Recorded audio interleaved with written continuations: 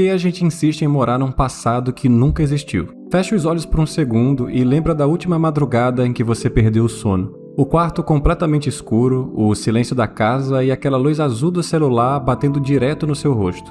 Você rola a tela sem rumo, assistindo a vida de pessoas que nem conhece até que o vídeo acaba. A tela fica preta e no reflexo do vidro escuro, você enxerga sua própria expressão. Os olhos cansados, a boca levemente aberta, aquele peso de quem passou o dia inteiro correndo, mas sente que não saiu do lugar. É nesse milésimo de segundo que a mente foge. A gente faz as malas e viaja direto para o passado. De repente, dá uma saudade absurda de um tempo que ficou lá atrás. A memória resgata aquele emprego antigo de 5 anos atrás como se ele tivesse sido perfeito. Lembra de relacionamentos passados como se tivessem sido feitos só de risadas. E dos amigos de faculdade ou de infância, como se eles ainda estivessem a um quarteirão de distância, prontos para qualquer coisa. Aí a tela do celular acende com uma nova notificação e o presente te puxa de volta pelo colarinho. E o agora é repleto de prazos estourados, conversas rasas por texto e aquela sensação incômoda de domingo à noite, onde o estômago embrulha só de ouvir o som de um e-mail de trabalho chegando. Parece que o mundo virou um lugar cinza e que a felicidade virou um artigo de luxo que a gente esqueceu em algum ano lá atrás. O problema é que essa nostalgia é uma armadilha. A nossa mente é uma péssima contadora de histórias. Ela trabalha igualzinho a um editor de vídeo de rede social. Corta os dias ruins, deleta as brigas, aplica um filtro nas lembranças e nos vende um passado perfeito que na realidade nunca existiu. E o preço de morar nessa ilusão é alto demais. Sabota o nosso presente e afasta quem está do nosso lado hoje. O filtro invisível da nossa cabeça. Repara só em como a distância conserta as coisas de um jeito que a vida real nunca conseguiu. Pense na história de um casal que viveu trancado na mesma rotina cinza por décadas. Havia silêncios pesados na mesa de jantar, grosserias disfarçadas no dia a dia e uma distância física que ninguém ousava quebrar. Os filhos cresceram, saíram de casa e o máximo de contato era aquela mensagem mecânica de Feliz Domingo enviada no grupo da família. Uma vida arrastada no conformismo. Mas aí, um diagnóstico médico terminal muda tudo. Quando o pior acontece, o velório é cercado por discursos emocionados que pintam aquela pessoa como um parceiro impecável. O mais impressionante vem anos depois. O parceiro que ficou só derrama elogios quando fala do passado.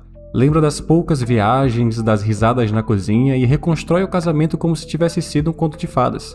A morte e a saudade passaram um corretivo nas brigas e aumentaram o brilho dos momentos bons. Nossa mente faz esse mesmo truque de edição o tempo todo, e é por isso que a gente sente uma falta dolorosa de ex-parceiros que acabavam com a nossa autoestima, ou olha para empresas que nos causaram crise de ansiedade e pensa, olha, até que não era tão ruim. Esse filtro é o maior vilão de quem está tentando vencer um hábito ruim ou sair de um ciclo destrutivo. No momento do cansaço crônico, naquela sexta-feira em que o corpo está implorando por um alívio, a memória não te lembra do estômago destruído, da culpa devastadora na manhã seguinte, ou do desespero de se sentir preso. Ela esconde o estrago e projeta na sua tela interna apenas a dopamina rápida, a risada com os amigos e o calor no peito.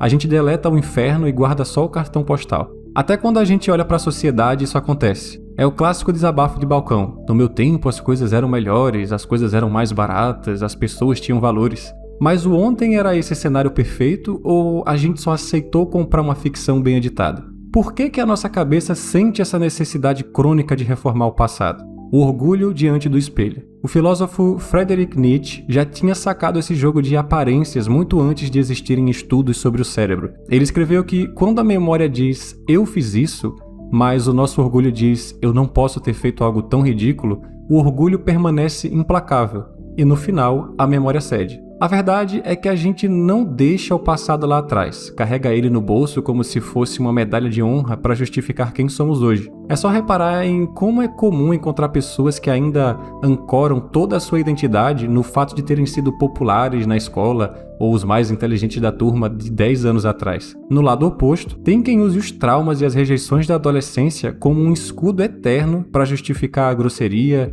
as barreiras e o isolamento que pratica com as pessoas hoje. A nossa história importa porque ela justifica quem a gente enxerga no espelho. Mas e se a gente tirasse a maquiagem? E se assumíssemos que o nosso passado é cheio de escolhas idiotas, covardias das quais temos vergonha e momentos patéticos que simplesmente não têm lógica nenhuma? Para nos salvar do colapso da nossa própria imagem, nossa mente tem uma espécie de blindagem de emergência. As sensações ruins e os sentimentos de dor perdem a força e desbotam muito mais rápido na memória do que os sentimentos bons. É uma defesa biológica de sobrevivência. Se a gente sentisse o aperto no peito, a vergonha crônica e o pânico de cada erro que cometeu na vida, com o mesmo frescor do dia em que aconteceu, a gente simplesmente travaria. Não teria forças para levantar da cama, calçar o sapato e ir trabalhar na segunda-feira de manhã. A gente mexe na planta baixa das nossas lembranças todo dia. A nossa mente trabalha como uma assessoria de imprensa interna. Ela infla nossos momentos de herói e coloca notas de rodapé invisíveis nos nossos papéis de vilão. O ontem vira uma massinha de modelar, moldada para fazer a nossa biografia parecer um roteiro confortável e bonito. O preço de namorar fantasmas. O perigo não é visitar esse refúgio de vez em quando para tomar um fôlego. O problema real começa quando a gente passa a tomar decisões práticas de vida baseadas nessa maquete de gesso. Pense em alguém que finalmente reuniu forças, passou por noites em claro de pura ansiedade e conseguiu cortar os laços com um grupo de amigos falsos ou com um relacionamento que sugava toda a sua energia. Uma libertação necessária, mas aí o tempo passa, a poeira baixa e o cérebro limpa as memórias ruins. Ele começa a projetar na parede apenas as noites de festa, as fotos sorridentes no Instagram e o sentimento de pertencimento.